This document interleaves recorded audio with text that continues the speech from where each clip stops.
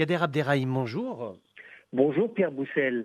Voilà 10 ans, c'était le début de la guerre en Libye, avec les nouvelles autorités politiques qui ont été désignées. A priori, un processus nous conduit vers des élections législatives, peut-être même présidentielles à la fin de l'année.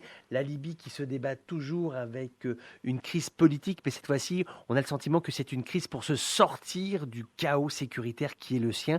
Est-ce que vous y croyez, Kader Abderrahim ? Après les guerres civiles de 2011 et de 2014, puis la défaite de Khalifa Haftar en 2020, après 14 mois de combat, la Libye connaît aujourd'hui une situation politique plus favorable. Le cessez-le-feu semble tenir et l'accalmie a permis l'élection d'un exécutif provisoire.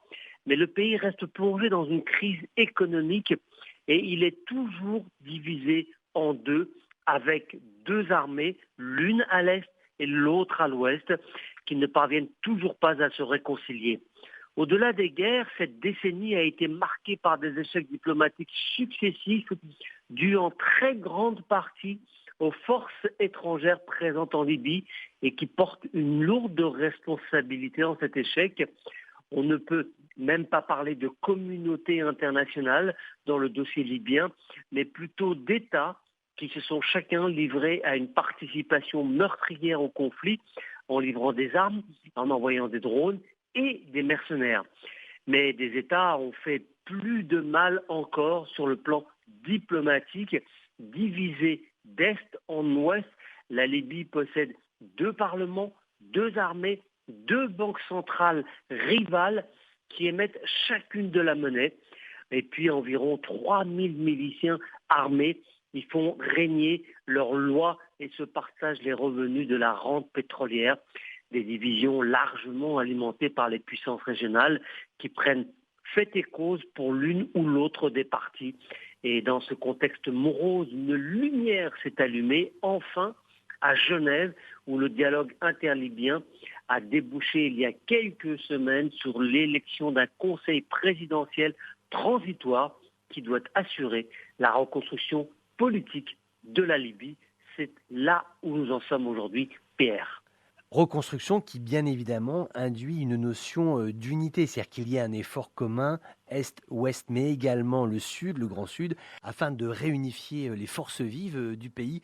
Ce processus de rassemblement, vous y croyez, vous pensez que c'est possible ? En tout cas, on doit la favoriser, Pierre. C'est l'intérêt du Maghreb et de l'Europe de retrouver et de permettre une stabilité de cette partie de la Méditerranée. C'est aux Libyens de trouver les voies et les moyens de parvenir à une stabilité négociée, notamment en ce qui concerne les deux armées qui doivent apprendre à cohabiter sans s'entretuer. Au-delà de cette division, la Libye est également divisée entre la population et les élites. Il y a une fracture, une blessure entre des dirigeants qui ont le regard rivé sur les capitales étrangères et une population qui s'est détournée de ses chefs corrompus et violents. Le nouveau Premier ministre de transition doit impérativement mettre en place une structure gouvernementale qui correspond à la représentativité de tous les Libyens et non aux intérêts d'un clan ou d'une tribu. Les Libyens sont désabusés et blasés par la dégradation de leur vie courante et attendent des améliorations concrètes de leur quotidien. Jusque-là, l'ONU a permis le dialogue interlybien et favorisé l'élection d'un exécutif provisoire. L'organisation internationale doit également participer à la mise en place d'institutions légitimes. C'est à ce prix que la réunification sera possible. Pour garantir cette perspective, un changement de culture est indispensable pour tous les Libyens afin d'éviter que les pays de la région ne manipulent les différents acteurs en fonction d'intérêts exogènes. La Libye possède les troisièmes réserves de pétrole du continent. Cela suscite des convoitises et des divisions. Concernant le calendrier des élections législatives, présidentielles, est-ce qu'il faut faire les deux scrutins le même jour ou est-ce qu'il faut séparer les deux rendez-vous électoraux ? Est-ce que les mois qui nous séparent du mois de décembre, le 24 décembre, donc qui a priori sera la date retenue pour les législatives, est-ce que ce n'est pas trop court ? Est-ce qu'il faut faire une ou deux élections ? Est-ce qu'on va pouvoir organiser sereinement ce rendez-vous électoral sur l'entièreté territoriale et géographique de la Libye. Et c'est vrai que quand on le pose comme ça, on se dit quand même que organiser des élections aujourd'hui, c'est une tâche immense. Des élections, oui, prévues le 24 décembre 2021. Difficile, très difficile de tenir ce calendrier. L'ONU est consciente que ce délai n'est pas tenable. Les Nations Unies emploient plutôt la méthode Coué. C'est aussi une manière de maintenir la pression sur les acteurs politiques et la Libye doit se doter d'une nouvelle constitution. Il faut donc compter plusieurs mois pour se concerter, puis la rédiger avant de la soumettre à un référendum populaire.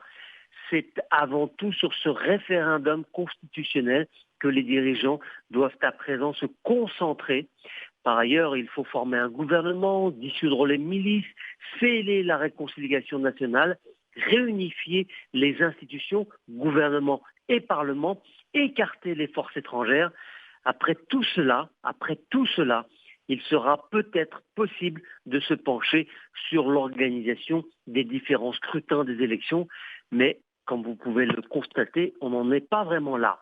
Lorsque les islamistes ont perdu les législatives, juste un rappel, en 2012 et en 2014, leurs milices sont sorties dans les rues pour les contester, mais sur le principe du moins, les Libyens attendent de pouvoir s'exprimer et de voter librement pour élire leurs représentants. Merci Kader Abderrahim pour l'ensemble de ces éclairages sur le devenir de la situation libyenne. Excellente semaine à vous. Merci à vous.